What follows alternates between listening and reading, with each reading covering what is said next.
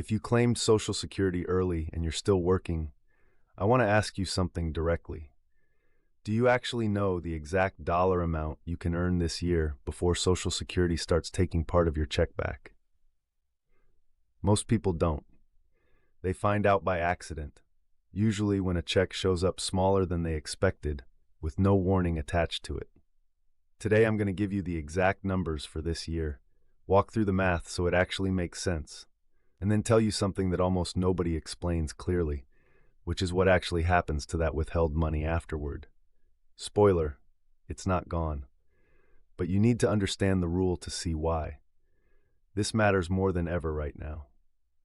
More people are choosing to keep working past the traditional retirement age, whether out of financial necessity or simply because they want to stay active and engaged. If you're one of them, and you've also started your Social Security benefit, this rule is quietly sitting in the background of your finances, whether you've looked at it closely or not. If you're not subscribed yet, take a moment and do that now and turn on the bell. This is exactly the kind of rule that quietly affects people's monthly income without anyone walking them through it first. That's what this channel is for. Subscribe, and let's get into it. Let's start with who this even applies to, because this rule does not affect everyone equally. This only matters if two things are both true for you. First, you started receiving your Social Security retirement benefit, or in some cases your survivor benefit, before reaching what's called your full retirement age. Second, you're still working and earning income from a job or from self-employment while collecting that benefit. If both of those apply to you, there's a limit on how much you can earn before Social Security temporarily withholds part of your check. If you're already at your full retirement age or past it, none of this applies to you at all.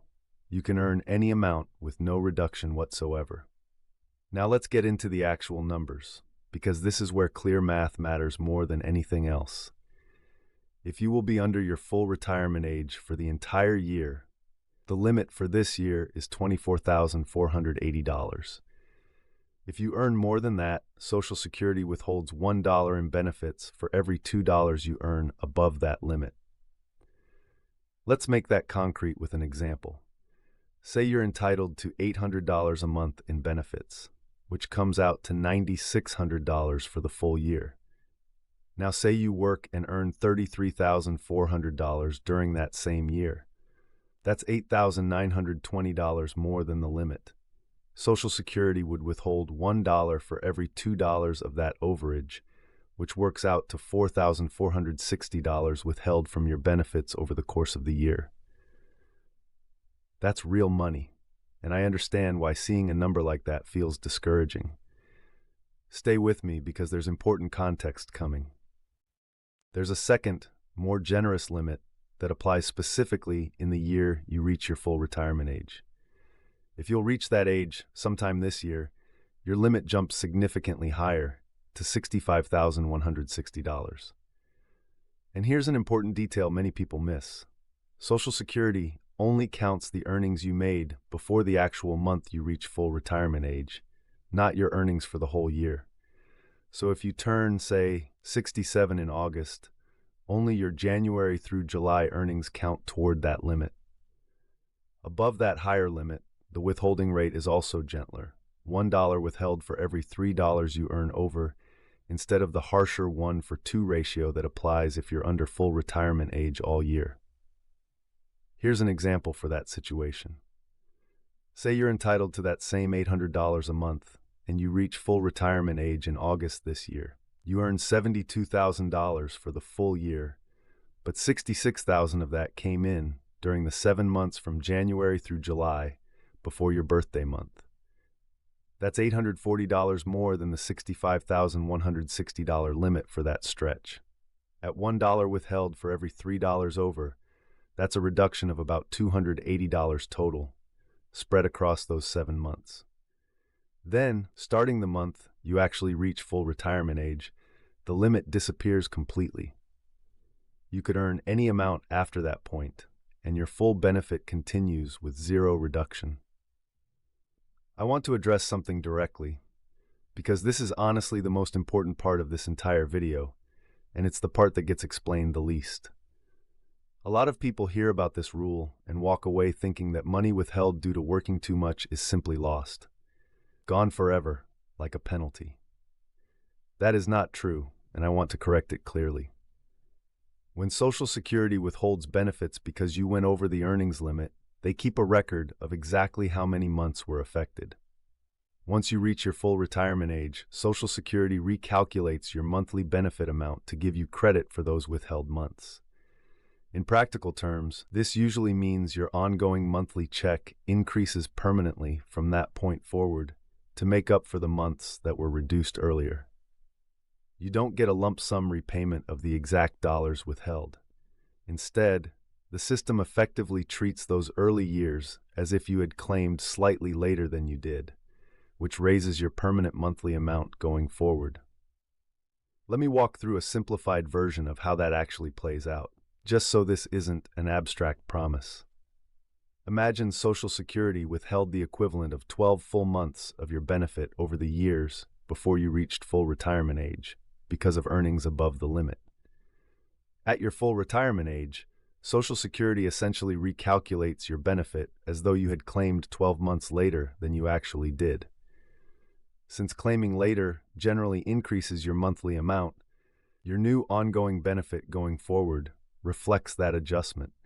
You won't see a single lump sum check labeled as a refund.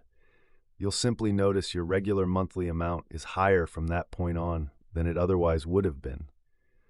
That increase continues for the rest of your life, which over a long retirement can fully make up for and sometimes exceed the dollars that were withheld earlier. So if you've ever held back from working more because you were afraid that money was simply lost, I want you to recalculate that decision with this fact in mind. It's a temporary reduction with a long-term correction built into the system, not a permanent loss. Now, there's a special rule worth knowing about, especially if this is your first year receiving benefits while also still earning income. It's sometimes called the monthly earnings test, and it can genuinely save your benefit in situations where the annual limit would otherwise hurt you. Here's how it works. Even if your total earnings for the year are well above the annual limit, Social Security has a special rule that looks at each individual month. If you are under full retirement age for the whole year and your earnings in a specific month are $2,040 or less, that month counts as a month you're considered retired, and you get your full benefit for that month, regardless of what you earned in other months that same year. If you'll reach full retirement age this year, that monthly threshold is higher, $5,430. This rule exists specifically to help people who, say, worked the first half of the year, then genuinely retired partway through, without being unfairly penalized for the income they earned before they actually stopped working. There's one more detail worth knowing, because it affects whether any of this even applies to certain types of income. When Social Security calculates whether you've gone over the limit, they only count wages from a job or net earnings if you're self-employed.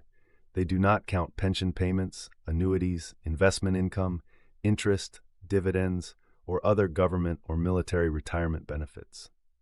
So if your income in retirement is coming from a pension or your investment accounts rather than an active job, none of that counts toward this limit at all.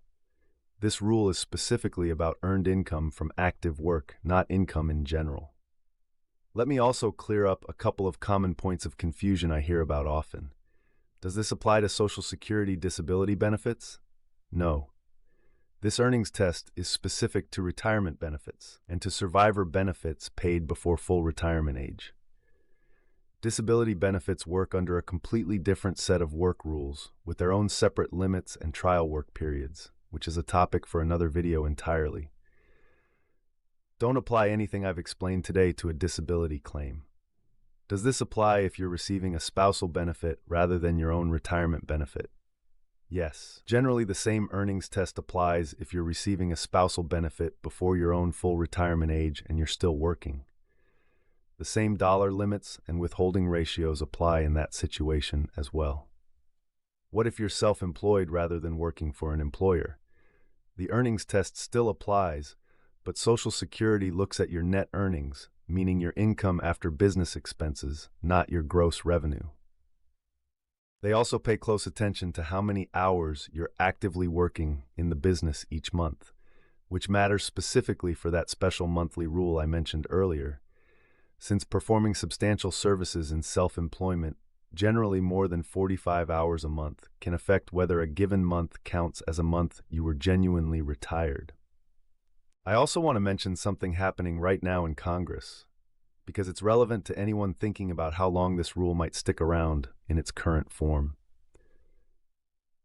A bill called the Senior Citizens Freedom to Work Act has been introduced, with the specific goal of repealing this earnings test altogether.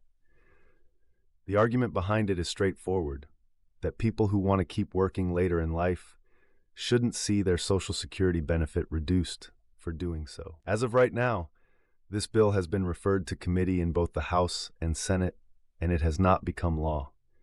I'm not going to tell you to expect this to pass, because legislation like this often sits in committee for a long time without movement. But it's worth knowing this conversation is actively happening in Washington, and if it changes, the rules I just walked you through could change with it. So here's what I want you to actually do with this information. First, if you're currently collecting benefits before full retirement age and you're working, get a clear, honest estimate of your total expected earnings for the year. Compare that number to the limit that applies to your specific situation. $24,480 if you're under full retirement age all year, or $65,160 if you'll reach full retirement age sometime this year. Knowing where you stand against that number before the year ends gives you time to plan, rather than being surprised by a smaller check later. Second, if your expected earnings change significantly during the year, report that to Social Security directly. This isn't something you can update through the online system. You'll need to call them directly at 1-800-772-1213 to report a change in your estimated earnings, so they can adjust your withholding accordingly instead of catching up all at once later.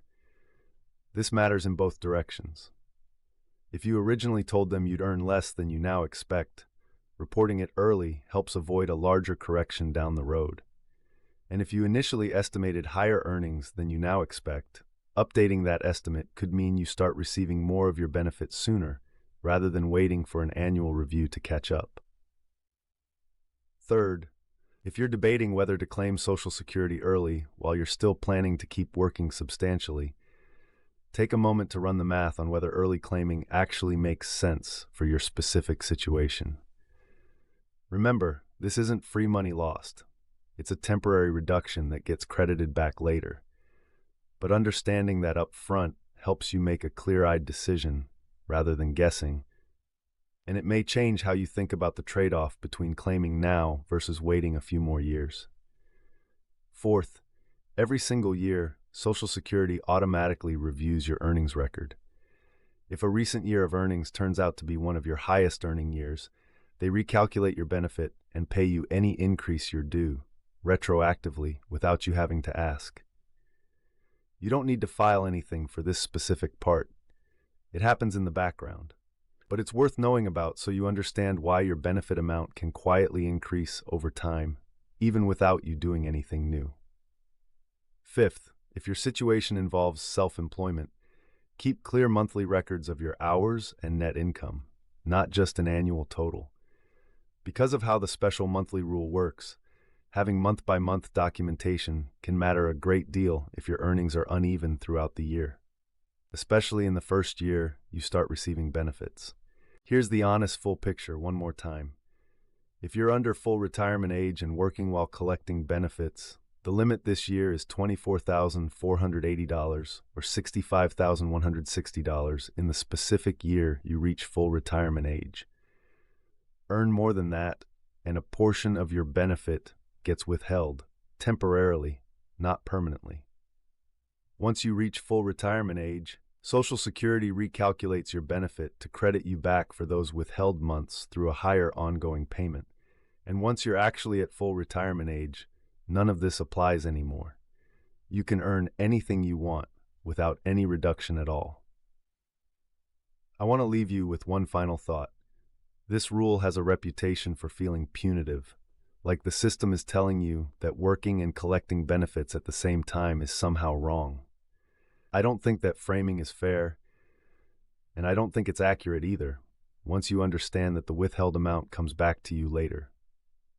If working longer is the right choice for your life, financially or otherwise, this rule shouldn't be the deciding factor that talks you out of it. It's a timing mechanism, not a penalty. If you know someone who claimed Social Security early and is still working, send them this video. A lot of people quietly stop working extra hours or turn down income because they believe this rule costs them money permanently. It doesn't. Knowing that fact alone might change a decision they're making right now. That's what this channel is here for. I'll see you in the next one.